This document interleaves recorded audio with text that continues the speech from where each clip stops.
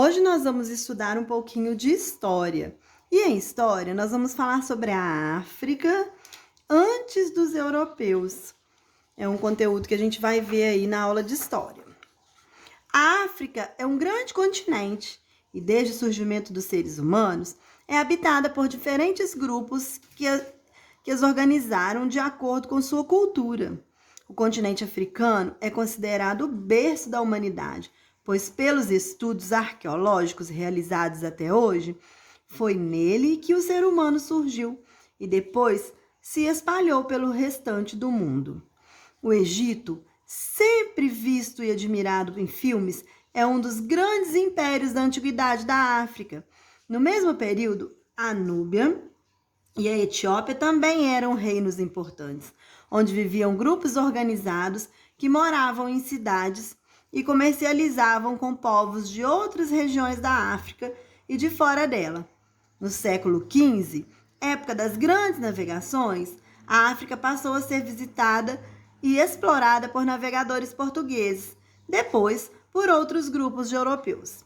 Foi principalmente a partir de 1415, quando os portugueses se estabeleceram em Ceuta, região que fica ao norte da África e faz fronteira com Marrocos, que o comércio e a exploração de produtos do continente foram intensificados. À medida que os portugueses foram conhecendo melhor a África, encontraram grupos organizados em reinos e impérios. A partir de então, os portugueses começaram a comercializar ouro, marfim e outras riquezas. Mais tarde, passaram também a comercializar africanos, vendendo-os para terras bem longe da África, entre elas a colônia portuguesa na América, o Brasil. Então, a gente está vendo um texto que fala da África. A África, pelo que tem se estudado, é o primeiro lugar onde se apareceram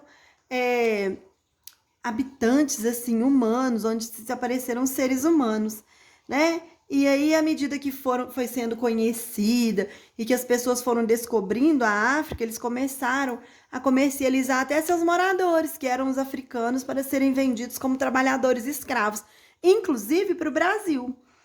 Depois que vocês leem esses textos, vocês vão responder no caderno de vocês. Número 1. Por que o continente africano é considerado o berço da humanidade? Número 2. Como era a África enquanto os europeus chegaram? Quando os europeus chegaram? Número 3. Como foi a relação comercial de Portugal com os grupos africanos? Número 4. A África é um continente. O que isso significa? Número 5. Com base na definição de continente, é possível falar da África como um espaço uniforme, sem diferenças? Explique.